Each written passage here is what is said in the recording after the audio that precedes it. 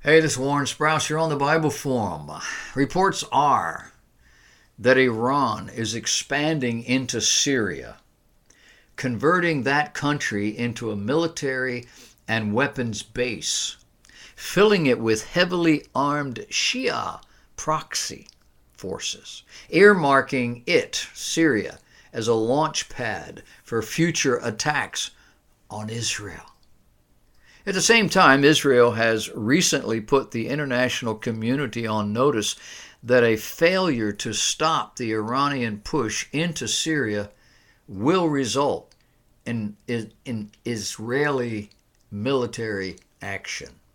These people are serious.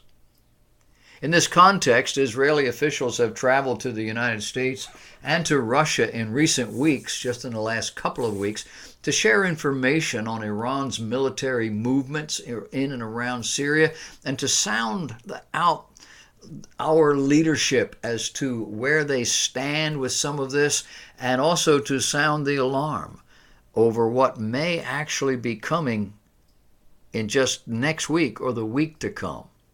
We talked about a lot of this last week, and you need to go back to the website and check some of those topics. It's still far from clear, however, whether Moscow or Washington can or will pressure the Iranians to stop what they're doing. According to one report, Russia has placed its advanced S-400 air defense system near Iranian weapons factories in Syria.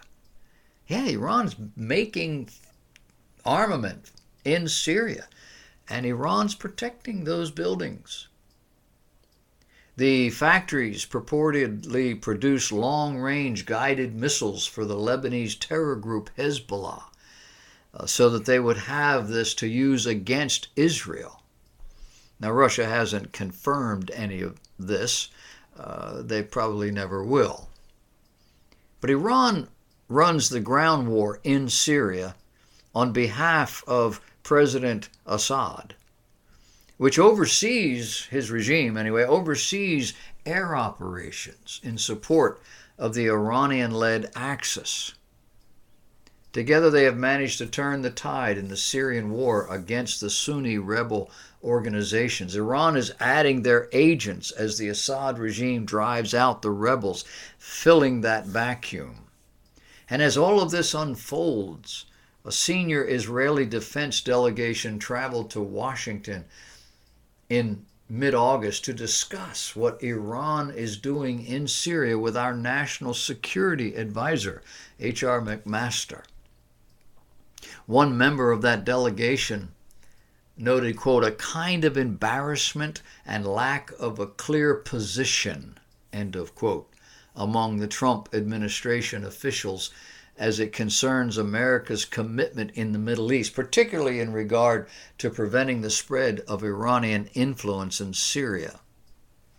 At the same time, U.S. Ambassador to Israel David Friedman told the Jerusalem Post that the Americans fully support the Israeli objectives, at least from a macro perspective, in the big, broad sense of it. And Americans and Israelis are of the same mind.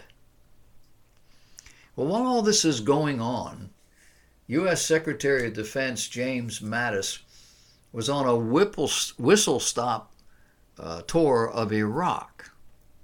And he said the defeat of ISIS is now imminent. He is very confident that U.S.-backed Iraqi forces will finish off fighters in their last remaining strongholds in that country very soon. While he was in Baghdad, he said, quote, ISIS is on the run, and they have been shown to be unable to stand up to our team. They have not retaken 1 inch of ground since we started this push. A year ago, the liberation of Mosul was just some ideas and lines on paper.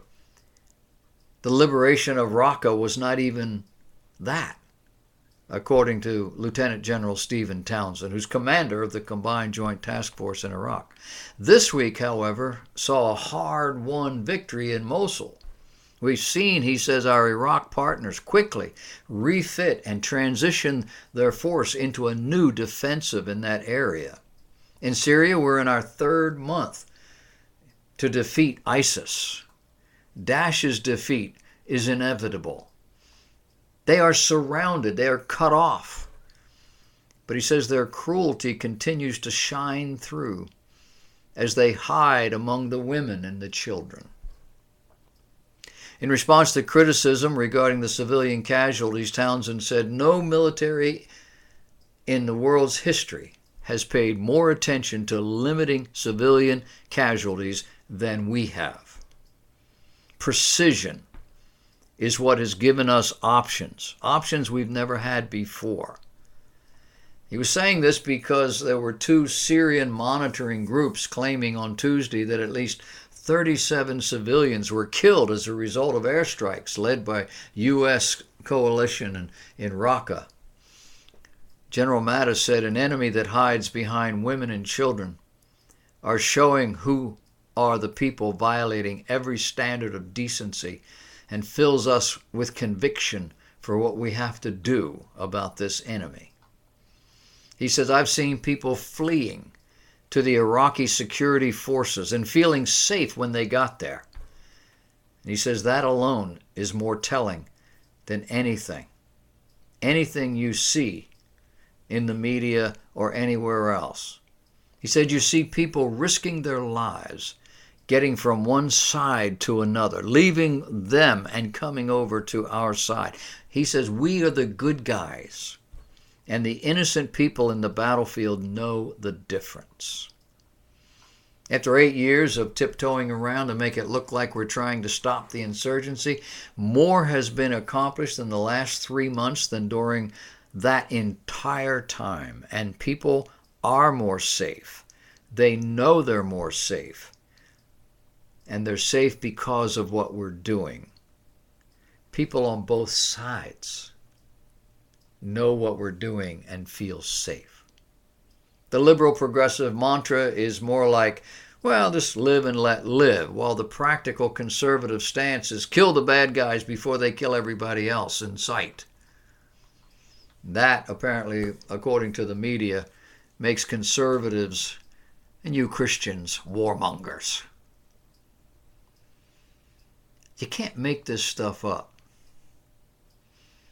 This is so out of balance, so backwards, so upside down and inside out as to be ludicrous, and yet it's real.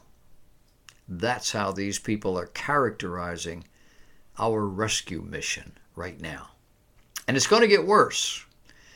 We are going to continue. We've sent more people over there, and it looks like we're going to run these people out of Iraq.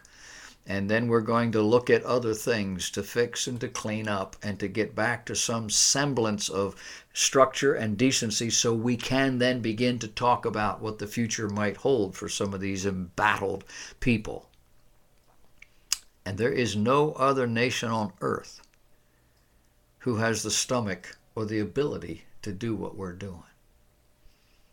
And all we get from our media and our liberal types is all this back talk and trash talk.